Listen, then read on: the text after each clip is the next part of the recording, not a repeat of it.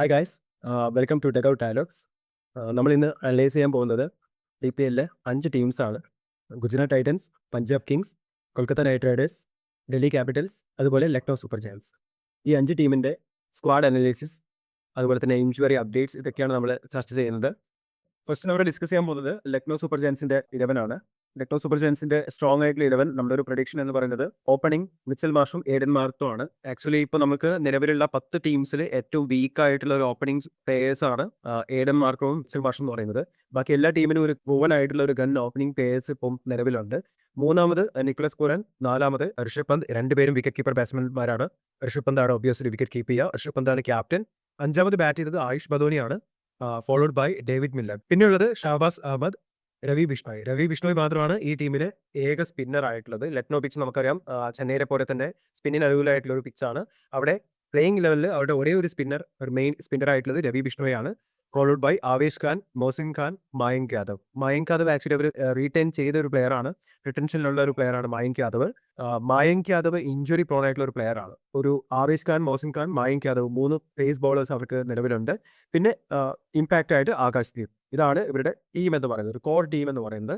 ഇതിൽ 4 പേസർമാരാണ് ഉള്ളത്. ഇനി ഇവരെ മാറ്റി നിർത്തി വേറെ ആൾക്കാരെ കൊണ്ടുവരാണെങ്കിൽ അവരും പേസേഴ്സ് ആണ്. ഒരു പേസ് അക്കാഡമി തന്നെ ഈ ടീമിലുണ്ട്, സഹീർ ഖാൻ വിളിച്ചെടുത്തിട്ടുണ്ട്. ഇവരുടെ ബാറ്റേഴ്സ് എന്ന് പറയുന്നത് 3 പേരാണ് മെയിനായിട്ട്. David Miller, Aiden Markram, Mitchell Marsh allrounder ആണ്. അതേപോലെ ആയുഷ് ബദോനിയും ഓൾറൗണ്ടർ ആണ്. ഇവരുടെ സ്ക്വാഡ് നോക്കുകയാണെങ്കിൽ ബാറ്റേഴ്സിന്റെ എണ്ണം വളരെ കുറവാണ്. 2 വിക്കറ്റ് കീപ്പേഴ്സ് ഉണ്ട്, 2-3 ഓൾറൗണ്ടേഴ്സ് ഉണ്ട്, ബാക്കി എല്ലാം പേസേഴ്സ് ആണ്. സോ ഒരു 200-230 ചേസിങ് വരുന്ന സമയത്ത് ഇവർക്ക് ആ ഒരു സ്കോർ ചേസ് ചെയ്തെടുക്കാനുള്ള ഒരു സ്ട്രോങ് ബാറ്റിംഗ് ലൈനപ്പ് ഉണ്ടെന്ന് തോന്നുന്നുണ്ടോ? ഇതിന്റെ ഒരു പ്രശ്നം ലക്നൗ ടീമിന്റെ ടോട്ടൽ പ്രശ്നമുള്ളത് കൺസിസ്റ്റൻസി, ഫോം, IPL എക്സ്പീരിയൻസ്. ഇത് വെച്ചിട്ട് നമുക്ക് വിശ്വസിക്കാൻ പറ്റിയ 2 പ്ലേയേഴ്സ് ഉള്ളൂ. പ്രോപ്പർ 11 എടുത്തു കഴിഞ്ഞാൽ ഡേവിഡ് മില്ലറും പിന്നെ ബിഷ്ണോയ്. ഈ 2 പ്ലേയേഴ്സ് വെച്ച് ബാക്കി ഏത് പ്ലേയേഴ്സിനെ, even Rishabh Pant, Nicholas Pooran എടുത്തു കഴിഞ്ഞാൽ പോലും ഇവരൊന്നും കൺസിസ്റ്റന്റ് അല്ല. ത്രൂ ഔട്ട് ദ സീസൺ ഒന്നും കൺസിസ്റ്റന്റ് ആയിട്ട് പെർഫോം ചെയ്തിട്ടില്ല. പൂരൻ പിന്നെ കഴിഞ്ഞ സീസൺ കുഴപ്പമില്ലാന്ന് വെച്ചിട്ടില്ല. മാർക്കൊന്നും അങ്ങനെ ആൾക്ക് പറയാൻ പറ്റിയൊരു ഒന്നും ഇതുവരെ ഉണ്ടായിട്ടില്ല. മെയിൻ പ്രശ്നം അവർക്ക് സ്പിന്നർ ഇല്ല എന്നുള്ളതൊരു പ്രശ്നമാണ് ബോളിങ്ങിൽ. ഈ പേസ് ബാറ്ററി വെച്ചിട്ട് അവർക്ക് അങ്ങനെ വലിയൊരു ഇമ്പാക്റ്റ് ഒന്നും ഉണ്ടാക്കാൻ പറ്റില്ല. ബാറ്റേഴ്സിൽ നല്ല ഹിറ്റേഴ്സ് ഉണ്ട്, പക്ഷേ മിച്ചൽ മാർഷ് എത്രത്തോളം പെർഫോം ചെയ്യുന്നുള്ളത് കണ്ടറിയണം. കാരണം 2 ടീമിനാണ് ഓപ്പണിംഗ് പേയേഴ്സ് ഇല്ലാത്തത് നല്ല രീതിയിൽ, പഞ്ചാബിനില്ല. അപ്പോൾ അതിലൊന്ന് LSG ആണ്. ഈ LSGക്ക് ഓപ്പണിംഗ് പെയർ ഇല്ലാത്തത് നല്ലൊരു നെഗറ്റീവായിട്ട് അവരെ എഫക്റ്റ് ചെയ്യും. പിന്നെ ഹിറ്റിംഗിൽ തൊട്ടുള്ളത് ഈ മില്ലർ വന്ന് ഹിറ്റ് ചെയ്യുമെങ്കിൽ പോലും മില്ലർ ഔട്ടായി കഴിഞ്ഞാൽ ആരെന്നുള്ളൊരു ക്വസ്റ്റ്യൻ അവിടെ ഉണ്ട്. ആയുഷ് ബദോനി, ഷഹബാസ് അഹമ്മദ്, അബ്ദുൾ സമദ് ഇറങ്ങുന്നുണ്ടെങ്കിൽ സമദ്, ഇവരൊക്കെ വെച്ചിട്ട് എത്രത്തോളം ഓടുന്നുള്ളത് കണ്ടായിരുന്നു. എനിക്ക് തോന്നുന്നു LSG 9-10 ഈ സ്ഥാനങ്ങളിൽ 1 ആയിരിക്കും ഫിനിഷ് ചെയ്യുന്നത്. പിന്നെ അത്രയും ഇപ്പം തന്നെ ഓൾറെഡി ആ ബോളേഴ്സിൽ, പേസ് ബോളേഴ്സിൽ കുറേ പേർക്ക് ഇഞ്ചുറി അപ്ഡേറ്റ്സ് വരുന്നുണ്ട്. ഇപ്പം പ്രാക്ടീസ് ചെയ്യുന്നതിന് പോലും ഇഞ്ചുറിയാണ് എന്താ പറയുന്നത്. NCAന്ന് സർട്ടിഫിക്കേഷൻ കിട്ടിയിട്ടില്ല മായങ്ക് യാദവ്. ആകാശ് ഖാനും മോഹ്സിൻ ഖാനും ഓൾറെഡി ഇഞ്ചുറി ആണെന്ന് പറയുന്നത് കേൾക്കുന്നത്. ആകാശ് ദീപിന് ഇഞ്ചുറി എന്ന് പറഞ്ഞേക്കുന്നത്. അപ്പോൾ ഇതൊക്കെ വെച്ചിട്ട് ഒരു സീസൺ കണ്ടിന്യൂസ് ആയിട്ട് പെർഫോം ചെയ്യാറ് ഐ ഡോണ്ട് ബിലീവ്. അവർക്ക് ബാക്കപ്പ് ഓപ്ഷൻസ് ഉണ്ട് ബൗളിങ്ങിൽ, പക്ഷേ എല്ലാം ഒന്ന് സ്ട്രോങ് ആയിട്ടുള്ള ഒരു ബൗളിംഗ് ലൈനപ്പ് അവർക്കില്ല. അവരുടെ 4 ഫോറിനേഴ്സ് എന്ന് പറയുന്നത് Aiden Markram, Mitchell Marsh, Nicholas Pooran, അതുപോലെ തന്നെ ഡേവിഡ് മില്ലർ. 4 പേരും ബാറ്റേഴ്സ് ആണ്. അവർക്ക് ഒരു സ്ട്രോങ് ബൗളർ ആയിട്ട് അതെ, ഒരു ഫോറിൻ ബൗളർ ഇല്ല അവർക്ക്. സ്പിന്നറും ഇല്ല, പേസറും ഇല്ല. അവർ 6 ഫോറിൻ പ്ലേയേഴ്സിന് എടുത്തിട്ടുള്ളൂ. 5 പേരും ബാറ്റേഴ്സ് ആണ് തോന്നുന്നത്, ഇൻക്ലൂഡിംഗ് 1 വിക്കറ്റ് കീപ്പർ. അപ്പോൾ അതൊരു പ്രശ്നമായിട്ട് മാറും എന്തായാലും. എനിക്ക് ആസ് എ പേപ്പർ സ്കോർ വെച്ചിട്ട് അവർ നല്ല രീതിയിൽ പെർഫോം ചെയ്യുന്നു തോന്നുന്നില്ല. എന്തായാലും പ്രഡിക്ഷൻ എന്ന് പറയുന്നത് ഓൺ പേപ്പർ നോക്കിയിട്ടാണ്, അതേപോലെ കറന്റ് പെർഫോമൻസ്, ഇഞ്ചുറി ഫാക്ടേഴ്സ്, അതുപോലെ പ്രീവിയസ് ഇയേഴ്സിലെ പെർഫോമൻസ് നോക്കിയിട്ടാണ് നമുക്ക് വിലയിരുത്താൻ പറ്റുള്ളൂ. എന്താണ് ഗ്രൗണ്ടിൽ നടക്കാൻ പോകുന്നത് നമുക്ക് അറിയില്ല. ബട്ട് ഓൺ പേപ്പർ നോക്കുകയാണെങ്കിൽ ഈ 10 ടീമിലെ ഏറ്റവും വീക്ക് ആയിട്ടുള്ള ഒരു ടീമായിട്ട് തന്നെ LSGനെ പറയാം. 9 അല്ലെങ്കിൽ 10 ആണ് എനിക്ക് പ്രിഡിക്റ്റ് ചെയ്യാൻ തോന്നുന്നത്. LSGയുടെ പോയിന്റ്സ് ടേബിൾ അവരുടെ സ്ഥാനം ഒന്നുകിൽ 9 അല്ലെങ്കിൽ 10. അവരെ പറ്റി കൂടുതലൊന്നും പറയാനില്ല ഇപ്പോഴത്തെ ഒരു കാരണം വെച്ചിട്ട്. പിന്നെ അവർ തിരിച്ചു വരട്ടെ അവരുടെ ഫോം വെച്ചിട്ട്. അത്രേ ഒരു എന്താ പറയുക, നമുക്ക് അത്ര വിഷയം ചെയ്യാൻ പറ്റുള്ളൂ. ഡൽഹി ക്യാപിറ്റൽസിലേക്ക് പോവുകയാണെങ്കിൽ നമ്മൾ ഇതുവരെ കണ്ട ഡൽഹി ക്യാപിറ്റൽസേ അല്ല. അവരുടെ ഏറ്റവും ബെസ്റ്റ് സീസണാണ് 2020 എന്നുള്ളത്. ആ ഒരു സീസൺ ഒഴിച്ചു നിർത്തിയാൽ ബാക്കി എല്ലാ സീസണിലും ആദ്യമൊക്കെ ഒരു 3-4 സ്പോട്ടിലേക്ക് വരും. 2012-ലോ 2011-ലോ എങ്ങാണ്ട് അവർ ടേബിൾ ടോപ്പേഴ്സ് ആയിട്ട് ഫിനിഷ് ചെയ്തിരുന്നു. അന്ന് ഡൽഹി ഡെയർ ഡെവിൾസ് ആയിരുന്നു. അതിനുശേഷം ഒരിക്കലും ഒരു ഫൈനൽ കളിക്കാത്ത, ആദ്യമായിട്ട് 2020 ഫൈനൽ കളിച്ചത് ഒഴിച്ചാൽ പിന്നീട് ഒരിക്കലും സെമി ഫൈനലിൽ പോലും അല്ലെങ്കിൽ പ്ലേ ഓഫിൽ പോലും വരാത്തൊരു ടീമാണ്. ഏറ്റവും വീക്കായിട്ട് നമ്മൾ കാണുന്ന 4-5 ടീമുകളിൽ ഒരു ടീമാണ് ഡൽഹി ക്യാപിറ്റൽസ്. പക്ഷേ ഇത്തവണ അവരുടെ ടീം എന്ന് പറയുന്നത് അത്യാവശ്യം നല്ല സ്ട്രോങ് ആയിട്ടൊരു ടീമാണ്. ഒന്ന് KL രാഹുലിന്റെ തിരിച്ചുവരവ്. KL രാഹുൽ ഒരു അസറ്റാണ് ഏതൊരു ടീമിനും. ബട്ട് ലക്നൗ സൂപ്പർ ജയൻസ് ഉള്ള ഒരു ഫ്രാഞ്ചൈസിയിൽ പുള്ളിക്കുണ്ടായിരുന്ന ഇഷ്യൂസ്, മാനേജറുമായിട്ടുണ്ടായിരുന്ന ഇഷ്യൂസ്, അത് അവർക്ക് സോൾവ് ചെയ്യാൻ പറ്റിയില്ല. മാനേജ്മെന്റ് ഇഷ്യൂ കാരണം ഡൽഹിയിൽ നിന്നും പന്ത് LSGയിലേക്ക് പോയി. രാഹുൽ LSGയിൽ നിന്നും ഡൽഹിയിലേക്ക് വന്നു. ഇവരുടെ ഓപ്പണിംഗ് നോക്കുകയാണെങ്കിൽ ജെയ്ക്ക് ഫ്രേസർ മക്കർക്കിന്റെ കൂടെ ആയിരിക്കും KL രാഹുൽ ഓപ്പൺ ചെയ്യുക. മൂന്നാമത് ഇറങ്ങുന്നത് അഭിഷേക് പുറയിലായിരിക്കും വിക്കറ്റ് കീപ്പർ ബാറ്റ്സ്മാൻ. ചിലപ്പോൾ അവരുടെ വിക്കറ്റ് കീപ്പർ രാഹുൽ തന്നെയായിരിക്കും. അതുപോലെ തന്നെ ഫാഫ് ഡുപ്ലസീസ് ആയിരിക്കും ചിലപ്പോൾ മൂന്നാമത് ഇറങ്ങുന്നത്. അങ്ങനെയാണെങ്കിൽ അഭിഷേക് പുറയിൽ നാലാമത് ഇറങ്ങും. അഞ്ചാമത് വീണ്ടും ഒരു വിദേശ താരമാണ് ക്രിസ്റ്റ്യൻ സ്റ്റെബ്സ്. ആറാമത് അക്ഷർ പട്ടേലാണ് അവരുടെ ക്യാപ്റ്റൻ ഇത്തവണ. എല്ലാവരും KL രാഹുലിന് പ്രതീക്ഷിച്ചു, പക്ഷേ അക്ഷർ പട്ടേലാണ് ക്യാപ്റ്റൻ. പിന്നെ ഏഴാമത് അവരുടെ സ്ട്രോങ്ങസ്റ്റ് ഇലവനിൽ ഇടം നേടിയിട്ടുള്ള പ്ലെയർ എന്ന് പറഞ്ഞാൽ സമീർ റിസ്വിയാണ്. സമീർ റിസ്വി UPയുടെ പ്ലെയറാണ്. CSKക്ക് വേണ്ടി കളിച്ചു. റാഷിദ് ഖാനെതിരെ 2 6 ഒക്കെ അടിച്ച് ഫോമായിട്ടൊക്കെ വന്ന ഒരു പ്ലെയറാണ്. പക്ഷേ ചെന്നൈയിൽ കാര്യമായിട്ട് ഒന്നും ചെയ്യാൻ പറ്റിയില്ല. സമീർ റിസ്വിയെ ടീമിലേക്ക് എടുത്തിട്ടുണ്ട്, ഫോളോഡ് ബൈ അശുതോഷ് ശർമ്മ. കഴിഞ്ഞ വർഷം പഞ്ചാബിന്റെ സോളിഡ് ബാറ്റിംഗ് ലൈനപ്പിൽ ഏറ്റവും പ്രധാനമായിട്ടുണ്ടായിരുന്ന ഒരാളാണ് അശുതോഷ് ശർമ്മ. പിന്നെ അവരുടെ മെയിൻ ഫാസ്റ്റ് ബൗളർ എന്ന് പറയുന്നത് മിച്ചൽ സ്റ്റാർക്കാണ്. കൊൽക്കത്തയ്ക്ക് വേണ്ടിയിട്ട് ഫൈനലിൽ മികച്ച പ്രകടനം കാഴ്ചവെച്ച് കപ്പടിച്ചിട്ടുള്ള പ്ലെയറാണ് മിച്ചൽ സ്റ്റാർക്ക്. ഒരു പീക്ക് സ്റ്റാർക്ക് ഒരു 2015-ലോ 19-ലോ എങ്ങനെയായിരുന്നു വേൾഡ് കപ്പിലെ പെർഫോമൻസ്, അത് അത്ര ഇല്ലെങ്കിൽ പോലും സ്റ്റാർക്ക് അത്യാവശ്യം പ്രോമിസിംഗ് ആയിട്ടുള്ള ഒരു പ്ലെയറാണ്. പിന്നെ ഇന്ത്യയുടെ തന്നെ മെയിൻ ആയിട്ടുള്ള ഒരു ബൗളർ ആയിട്ടുള്ള കുൽദീപ് യാദവ് ആണ് ഈ ഒരു സ്ക്വാഡിലെ ഏക സ്പിന്നർ ആയിട്ടുള്ളത്, followed by Natarajan and Mukesh Kumar. Impact ആയിട്ട് കളിക്കാനാണ് സാധ്യത കൂടുതലും. നട്രാജന്റെ ഫിറ്റ്നസ് ഇഷ്യൂസും നിലവിൽ നമുക്ക് ഈ ടീമിനെ ബാധിച്ചേക്കാം എന്ന് പറയാൻ പറ്റുന്ന ഒരു ഫാക്ടറാണ്. പക്ഷേ ഓവറോൾ നോക്കുന്ന സമയത്ത് ഈ ടീം ഒരു സ്ട്രോങ് ടീമായിട്ടാണ് എനിക്ക് ഫീൽ ചെയ്യുന്നത്. ഷിയാബിന്റെ ഒപ്പീനിയൻസ് എന്ന് ഡൽഹി ആ ഒരു ലൈനപ്പ് വെച്ചിട്ട് അത്യാവശ്യം നല്ലൊരു T20 ടീമായിട്ട് കാണുന്നുണ്ട്. പക്ഷേ അവരുടെ പ്രശ്നം ഈ KLRF, JFM ഈ രണ്ടും പ്ലേയേഴ്സും എൻ്റയർലി ഡിഫറൻ്റ് ആയിട്ട് കളിക്കുന്നവരാണ്. എന്തിനാണ് KLR ഇനി ക്യാപ്റ്റൻസി വിട്ടുകൊണ്ടെങ്കിൽ നല്ലൊരു ഫോമിലോട്ട് വരുമെന്ന് അറിയില്ല. അതർവൈസ് ഇതുവരെയുള്ള 2-3 സീസൺ വെച്ചിട്ട് ആള് നേരെ ഓപ്പോസിറ്റാണ് JFM ആണെങ്കിൽ വൻ അറ്റാക്കും, KLR വളരെ പതിഞ്ഞ തുടക്കമാണ്. അപ്പോൾ ഫാഫിനെ ഓപ്പണറാക്കിയിട്ട് KLR വൺ ഡൗണിലോട്ട് വരുന്നതാണെങ്കിൽ ഏറ്റവും നല്ലൊരു തീരുമാനമാവും. പക്ഷേ ഈഷൻ പോറല് ആള് ടോപ്പ് ഓർഡറിൽ കളിച്ച് മാത്രമേ ഉള്ളൂ ഫോമായിട്ടുള്ളൂ. ലാസ്റ്റ് ഇറങ്ങിയിട്ട് അങ്ങനെ നല്ല റെക്കോർഡൊന്നും ഇല്ല. 1-2 മത്സരങ്ങളിൽ മാത്രമേ ലാസ്റ്റ് ഇറങ്ങിയിട്ടുള്ളൂ. അവർക്ക് സ്റ്റെപ്സ് ആയാലും ഡൊണോവൻ ഫെരർ എന്നൊരു പ്ലെയർ ഉണ്ട്, സൗത്ത് ആഫ്രിക്കൻ ലീഗിലൊക്കെ കിടിലൻ ഹിറ്റിംഗ് നടത്തുന്നത്. ആ 2 പ്ലേയേഴ്സിൽ ആരും ഇറക്കാം. പിന്നെ ഓപ്ഷൻ ഫോർ ഓപ്ഷനുകൾ സ്റ്റാർസ് ആണ്. ബോളിംഗ് അവർ കിടിലൻ ബോളിംഗ് ലൈനപ്പാണ്, പറയാതെ വയ്യ. 5 ബോളേഴ്സ് ഉള്ളെങ്കിൽ പോലും 6ാമതായി സ്റ്റെപ്സ് ചെയ്യേണ്ടി വരും. ബാക്കി ഈ 5 ബോളേഴ്സ് നല്ല ബോളേഴ്സാണ്. പിന്നെ നടരാജൻ ഫുൾ ഫിറ്റ്നസ് കളിക്കുകയാണെങ്കിൽ അവരുടെ ബോളിംഗ് ലൈനപ്പ് സൂപ്പർ ആയിരിക്കും. അപ്പോൾ എനിക്ക് തോന്നുന്നത് കണ്ടിന്യൂസ് ആയിട്ട് ഈ ബോളിംഗ് ലൈനപ്പ് ഫോം പെർഫോം ചെയ്യാൻ കഴിഞ്ഞാൽ അവർക്ക് ഈസി ആയിട്ട് ടോപ്പ് 4 കണ്ടെത്താൻ പറ്റാവുന്നേ ഉള്ളൂ. പക്ഷേ എനിക്ക് ഒരു പ്രഡിക്ഷൻ എന്ന് പറയുന്നത് 5 to 6 ഈ ഒരു പൊസിഷനിലായിരിക്കും അവർ ഫിനിഷ് ചെയ്യുന്നത്. 4 ഫോറിനേഴ്സ് സ്റ്റാർക്കും ഫാഫും സ്റ്റെപ്സും അതേപോലെ JFM ആയിരിക്കും. ഈ 4 അതെ. ആയിട്ടുണ്ടായിരിക്കുക. Moving on to Gujarat Titans first സീസണിൽ തന്നെ കപ്പടിച്ചിട്ടുള്ള ഒരു ടീമാണ് അണ്ടർ ഹാർദിക് പാണ്ഡ്യ. പക്ഷേ ഹാർദിക് പാണ്ഡ്യ പോയതിനു ശേഷം ശുഭ്മൻ ഗില്ലിനെ കാര്യമായിട്ടൊന്നും ആ ടീമിൽ ചെയ്യാൻ പറ്റിയിട്ടില്ല. ഈവൻ ദോ ആശിഷ് നെഹ്റയുടെ ഒരു സപ്പോർട്ട് ഉണ്ടെങ്കിൽ പോലും ഗിൽ ആസ് എ ക്യാപ്റ്റൻ അത്രമാത്രം ഇമ്പാക്റ്റ് ഒന്നും പുള്ളി ഉണ്ടാക്കിയിട്ടില്ല. ബട്ട് എനിക്ക് തോന്നുന്നു ഒരു സീസൺ മാത്രമേ പുള്ളി ക്യാപ്റ്റനായിട്ട് കളിച്ചുള്ളൂ. 2024 മാത്രമാണ് കളിച്ചത്. അപ്പോൾ എന്തായാലും ഗിൽ തന്നെയാണ് ഇത്തവണ ഓപ്പണിംഗ് ആയിട്ട് ഗുജറാത്തിന് വേണ്ടി കളിക്കുന്നത്. കൂടെ ജോസ് ബട്ട്ലർ ആയിരിക്കും ഓപ്പണിങ്ങിൽ ഇറങ്ങുക. ജോസ് ബട്ട്ലർ തന്നെയായിരിക്കും അവരുടെ കീപ്പിംഗ് വരിക. പിന്നെ അവർക്ക് മൂന്നാമത് ഏറ്റവും സോളിഡ് ആയിട്ടുള്ള ഒരു പ്ലെയർ ഉണ്ട്, സായി സുദർശൻ. ഈ ഗുജറാത്ത് ടീമിന്റെ കാര്യം നോക്കുകയാണെങ്കിൽ ഇവർക്ക് ഒരുപാട് ചെന്നൈ പ്ലേയേഴ്സിന്റെ സപ്പോർട്ടുണ്ട്. ചെന്നൈയിൽ നിന്നുള്ള ഒരുപാട് പ്ലേയേഴ്സ് ഇവരുടെ ടീമിലുണ്ട്. സായി സുദർശൻ ഉണ്ട്, ഷാറുഖ് ഖാൻ ഉണ്ട്, അതുപോലെ സായി കിഷോർ ഉണ്ട്. നാലാമത് അവർക്ക് ഷാറുഖ് ഖാനാണ്. ഷാറുഖ് ഖാൻ അത്യാവശ്യം ഫിനിഷിംഗ് ഒക്കെ ചെയ്യുന്ന ഒരു പ്ലെയറാണ്. സോളിഡ് ബാറ്റിംഗ് ഫോം ഓക്കെ ആണെന്നുണ്ടെങ്കിൽ നന്നായിട്ട് സ്കോർ ചെയ്തൊരു പ്ലെയറാണ്. പിന്നെയുള്ളത് ഗ്ലെൻ ഫിലിപ്സിന്റെ ഫീൽഡിംഗ് പ്രോമിസിംഗ് ആണ്. പുള്ളിക്ക് ഒരു പാർട്ട് ടൈം കുറച്ച് ഓവേഴ്സ് കൂടി പുള്ളി ചെയ്യും. ബാറ്റിംഗ് ഫോം കണ്ടറിയണം. പിന്നെ രാഹുൽ ടിവാട്ടിയാണ് അവരുടെ ഇത്തവണത്തെ ഫിനിഷർ റോളിലുള്ളത്, followed by Washington Sundar, Rashid ഖാനെ ശരിക്കും പറയുകയാണെങ്കിൽ ഒരു 6ാമതോ ഒക്കെ പ്രൊമോട്ട് ചെയ്യുകയാണെന്നുണ്ടെങ്കിൽ അവസാനത്തെ ഒരു 2-3 ഓവറിൽ മാക്സിമം ഹാർഡ് ഹിറ്റിംഗ് ചെയ്യാൻ ഒരു കാപ്പബിലിറ്റി ഉള്ള ഒരു പ്ലെയറാണ് റാഷിദ് ഖാൻ. അവരുടെ ബൗളിംഗ് ലൈനപ്പ് എന്ന് പറയുന്നത് Washington Sundar, Rashid Khan, Kagiso Rabada, Muhammad Siraj, Prasidh Krishna. Impact player ആയിട്ട് സായി കിഷോർ. അപ്പോൾ സായി കിഷോർ, റാഷിദ് ഖാൻ, വാഷിംഗ്ടൺ സുന്ദർ. ചെന്നൈ പോലൊരു പിക്സിൽ കളിക്കുകയാണെങ്കിൽ, ലക്നോയ്ക്കെതിരെ കളിക്കുകയാണെന്നുണ്ടെങ്കിൽ അവർക്ക് 3 പ്രൂവൻ ആയിട്ടുള്ള ഇന്റർനാഷണൽ ലെവലിൽ സായി കിഷോറിനെ മാറ്റി നിർത്തിയാൽ ഇന്റർനാഷണൽ ലെവലിൽ പ്രൂവ് ചെയ്തിട്ടുള്ള 2 പ്ലേയേഴ്സ് അവർക്കുണ്ട്. റഷീദ് ഖാൻ എന്തായാലും ഒരു എക്സ് ഫാക്ടർ ആണ് അവർക്ക്. ഓവറോൾ ടീം നോക്കുന്ന സമയത്ത് ഒരു സോളിഡ് ബാറ്റിംഗ് ലൈനപ്പ് അവർക്കുണ്ട്, നല്ലൊരു വിക്കറ്റ് കീപ്പറും ഉണ്ട്. ക്യാപ്റ്റൻസി മാത്രമാണ് ഒരു ഇഷ്യൂ ആയിട്ട് എനിക്ക് പേഴ്സണലി ഫീൽ ചെയ്തിട്ടുള്ളത്. ടീമിനെ മുന്നോട്ട് കൊണ്ടുപോകാൻ ക്യാപ്പബിലിറ്റി ഉള്ള ഒരു ക്യാപ്റ്റനായിട്ട് എനിക്ക് ഗില്ലിനെ ഇതുവരെ ഫീൽ ചെയ്തിട്ടില്ല. പക്ഷേ ഗൺ ബോളിംഗ് അറ്റാക്കും അവർക്കുണ്ട്. സിറാജ് എത്രമാത്രം സ്ട്രൈക്ക് ചെയ്യുമെന്ന് അറിയില്ല, ചിലപ്പോൾ റൺസ് ഒരുപാട് ലീക്ക് ചെയ്യാൻ സാധ്യതയുണ്ട്. കാഗിസോ റബാഡ പ്രോമിസിംഗ് ആണ്, പ്രസിദ്ധ് കൃഷ്ണ പ്രോമിസിംഗ് ആണ്. ഫിറ്റ്നസ് നോക്കുകയാണെങ്കിൽ സുന്ദർ, റാഷിദ് ഖാൻ, സായ് കിഷോർ. അന്നും ഈ ടീമിനെ പറ്റി ഒരു നെഗറ്റീവ് ഇമ്പാക്ട് ഉണ്ടായിരുന്നു. ഇവരെന്ത് ചെയ്യാന്നുള്ളത്. അവർ 2 സീസൺ അടുപ്പിച്ച് ഫൈനൽ കളിക്കുന്നു, ഒരു സീസൺ കപ്പടിക്കുന്നു. പക്ഷേ ഇത്തവണ എൻ്റെ ഒരു പേഴ്സണൽ ഒപ്പീനിയനിൽ അവർ വീക്കാണ് ടീം. ബാറ്റിംഗ് ഒരു ODI സെറ്റപ്പിലുള്ള ടീമാണ് ആക്ച്വലി ഉള്ളത്. ഈ ഗില്ലായാലും ബട്ട്ലർ ആയാലും സായി സുദർശൻ ആയാലും SRK ആയാലും ഇവന്മാര് T20 ഇതിലോട്ട് വരാൻ കുറച്ച് ടൈം എടുക്കും. ഇവൻ ബട്ട്ലർ പോലും രാജസ്ഥാനിൽ പലതവണ ODI മോഡിൽ കളിച്ചിട്ടുണ്ട്. ഗില്ലും അതേ മോഡ് തന്നെയാണ്. സായി സുദർശൻ പറയേണ്ട ആവശ്യമില്ല. സായി സുദർശനെ കളിയാക്കുന്നതിനെ ടെസ്റ്റ് ബാറ്റർ എന്നുള്ള രീതിയിലാണ്. പക്ഷെ നല്ല ബാറ്ററാണ്, ക്വാളിറ്റി ബാറ്ററാണ്, പറയാതെ വയ്യ. പക്ഷേ SRKയും ഈ ഫിലിപ്സും ഒന്നും IPL പ്രൂവ് ചെയ്തിട്ടില്ല. ഫിലിപ്സ് പ്രത്യേകിച്ച് ഇന്ത്യയിൽ ഇന്റർനാഷണൽ പ്രൂവ് ചെയ്തിട്ടില്ല, IPL പ്രൂവ് ചെയ്തിട്ടില്ല. അതൊക്കെ ഒരു വലിയ പ്രശ്നമാണ്. SRK ഇതുവരെ പ്രൂവ് ചെയ്തിട്ടില്ല. വലിയ വലിയ എമൗണ്ടിന് ഓരോ ടീമുകൾ വിളിച്ചെടുക്കും. പക്ഷേ അയാൾ ആ പൈസ കൊടുത്തിട്ടുള്ള കളി ഇതുവരെ കളിച്ചിട്ടില്ല. പിന്നെ തെവാട്ടിയാണ് നല്ലൊരു പ്ലെയർ ആയിട്ടുള്ളത്. ഈ ഫിനിഷിങ്ങിലോട്ട് വരുമ്പോൾ റാഷിദ് ഖാനാണ് എൻ്റെ ഏക പ്രതീക്ഷ അവർ ബാറ്റിംഗിൽ പെർഫോം ചെയ്യുന്നുള്ളത്. ഫിലിപ്സ് ചിലപ്പം ചാമ്പ്യൻസ് ട്രോഫിയൊക്കെ വെച്ച് നോക്കുമ്പോൾ ചിലപ്പോൾ തിരിച്ചു വന്നേക്കാം. പക്ഷേ റാഷിദ് ഖാൻ മാത്രമാണ് IPL ഒരു ഫോം വെച്ച് പ്രൂവ് ചെയ്തിട്ടുള്ളത്. ആസ് എ ഫിനിഷർ മിഡിൽ ഓർഡറും അവർക്ക് നല്ല രീതിയിൽ അറ്റാക്ക് ചെയ്ത് കളിക്കാനും പറ്റിയ പ്ലേയേഴ്സ് ഒന്നുമില്ല.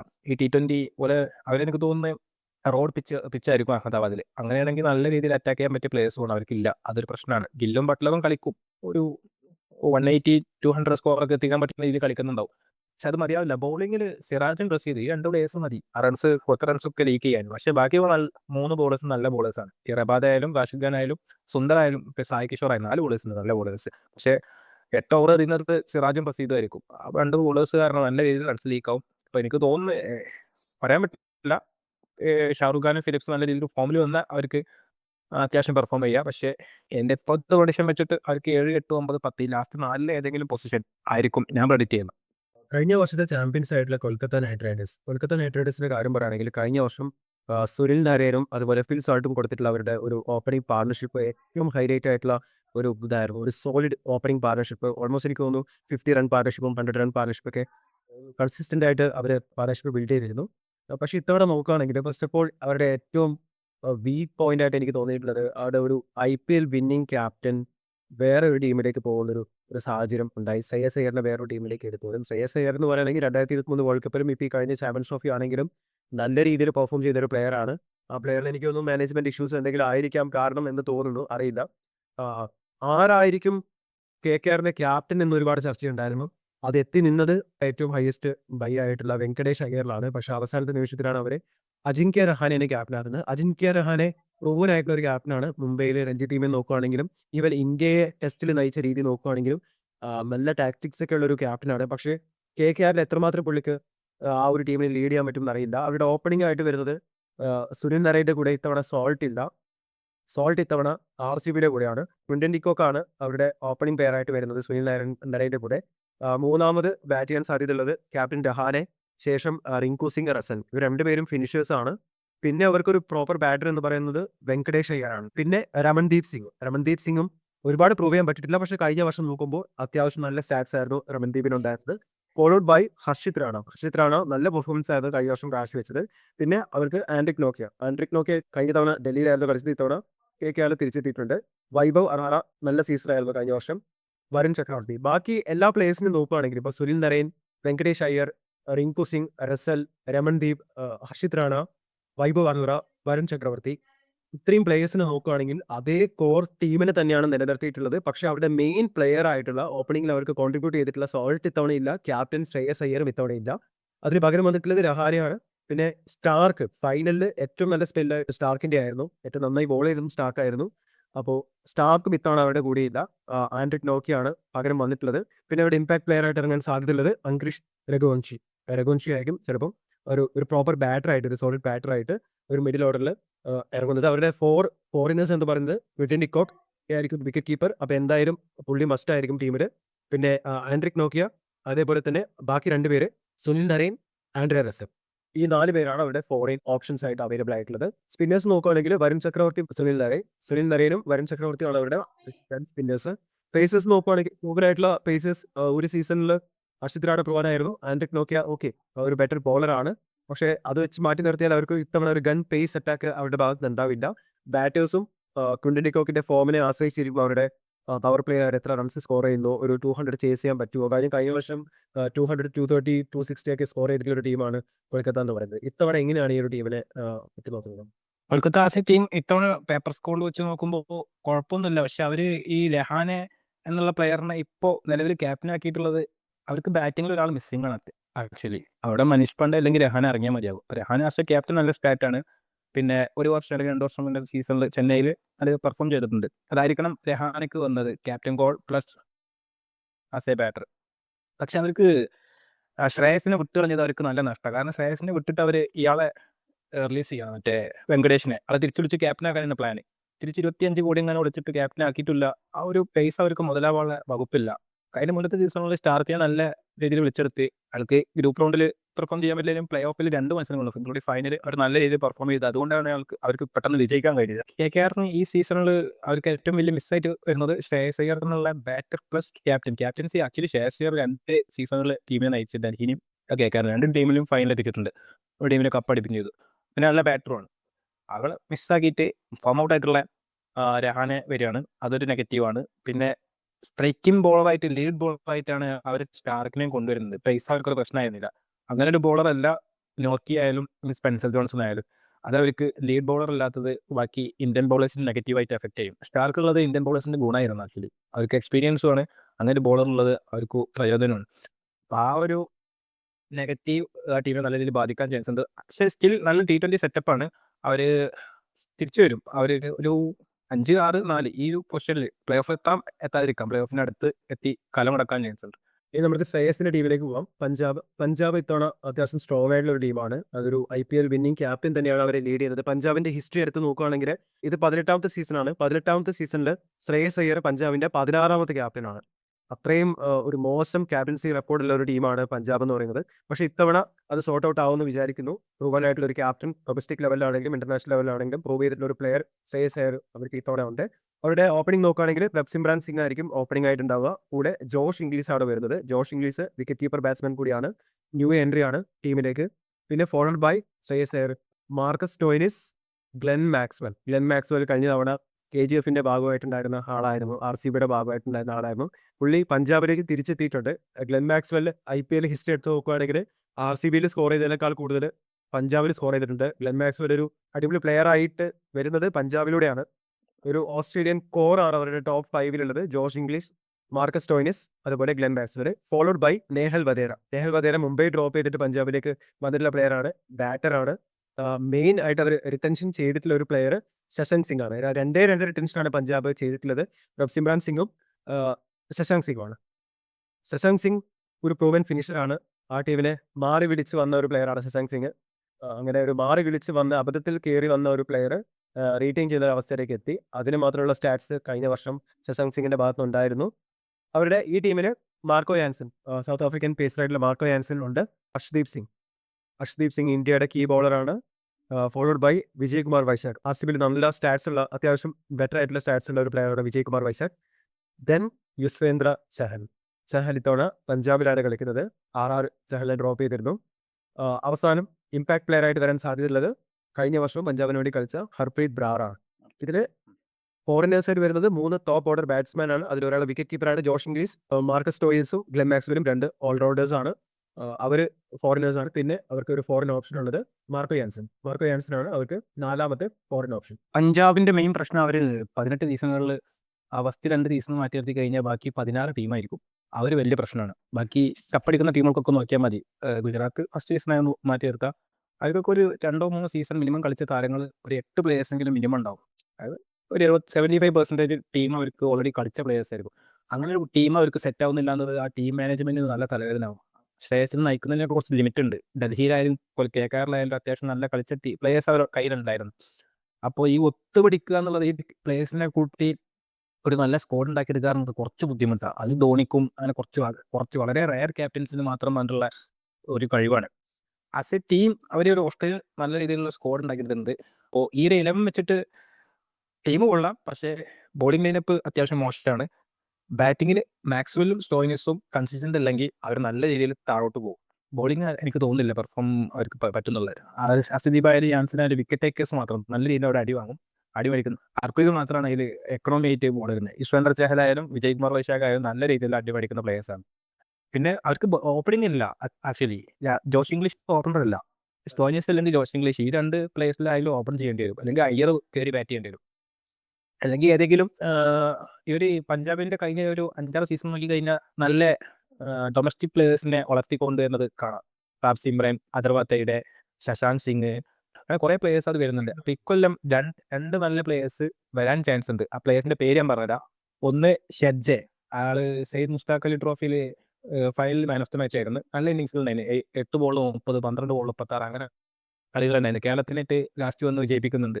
കേരളം ശരിക്കും ഫൈനലിൽ എത്തേണ്ട മാച്ചായിരുന്നു തോന്നുന്നത്. പിന്നെ അതിൽ പ്രിയാൻ ഷാരിയ എന്ന പ്ലെയർ ഉണ്ട് തോന്നുന്നത്. പക്ഷെ അവരൊക്കെ ഈ ഡൊമസ്റ്റിക്കിന്റെയും താഴെയുള്ള മത്സരങ്ങളിലാണ് പെർഫോം ചെയ്തിട്ടുള്ളത്. ഇവൻ കുഴപ്പമില്ലാത്ത ഷഡ്ജ നല്ല രീതിയിൽ പെർഫോം ചെയ്തിട്ടുണ്ട്. അപ്പൊ ഇങ്ങനെ പ്ലേയേഴ്സ് വന്നു കഴിഞ്ഞാൽ ചിലപ്പം ഫോം അവർക്ക് ഇതാവും. കാരണം ഈ അത് സിമറനായാലും ശശാങ്ക് ആയാലും അശുതോഷ് ആയാലും പഞ്ചാബ് വളർത്തിക്കൊണ്ടുവന്ന പ്ലേയേഴ്സാണ്. അപ്പൊ അവരുടെ ഫോമിനനുസരിച്ചിരിക്കും പഞ്ചാബിന്റെ റിസൾട്ട്. എനിക്ക് ഈ സ്റ്റോയിൻസിലൊന്നും വലിയ വിശ്വാസമില്ല. അവരൊക്കെ ഇൻകൺസിസ്റ്റന്റ് പ്ലേയേഴ്സാണ്. സ്റ്റോയിൻസ് ആയാലും മാക്സ്വെല് ഏറ്റവും നല്ല സീസൺ പഞ്ചാബിൽ വന്നിട്ടുള്ളത് 2014 സീസൺ. അവർ ഫൈനലെത്തി. അങ്ങനെ ഒരു സീസൺ അവർക്ക് പ്രൊവൈഡ് ചെയ്യാൻ പറ്റി കഴിഞ്ഞാൽ ഓക്കെ, നല്ല ഈ ശ്രേയസിന് നല്ല രീതിയിൽ ഒരു ഉപകാരമായിട്ട് മാറും. മറ്റേത് ശ്രേയസ് പട്ടിപ്പണിയെടുക്കേണ്ടി വരും ബാറ്റിംഗ് ലൈനപ്പിൽ. ബോളിംഗ് പോരാ ആക്ച്വലി. ഒരു പ്രഡിക്ഷൻ 7-10 ലാസ്റ്റ് 4 ടീമിൽ LSG, ഇവര് പിന്നെ GT, ഈ 3 ടീമുകൾ എന്തായാലും ഉണ്ടാവും എന്നാണ് എൻ്റെ ഒരു പ്രഡിക്ഷൻ. പിന്നെ ശ്രേയസിന്റെ കഴിവിനനുസരിച്ചിരിക്കും. ഓക്കെ, ഇത്രയുമാണ് IPL ഈ 5 ടീംസിനെ കുറിച്ചുള്ള നമ്മുടെ അഭിപ്രായങ്ങൾ. നാളെ നമ്മൾ CSK, Mumbai Indians, RCB, SRH, Rajasthan Royals ഈ 5 ടീമിനെ കുറിച്ചായിരിക്കും അനാലിസിസ് ഉണ്ടായിരിക്കുക. Please share our videos and thank you for watching.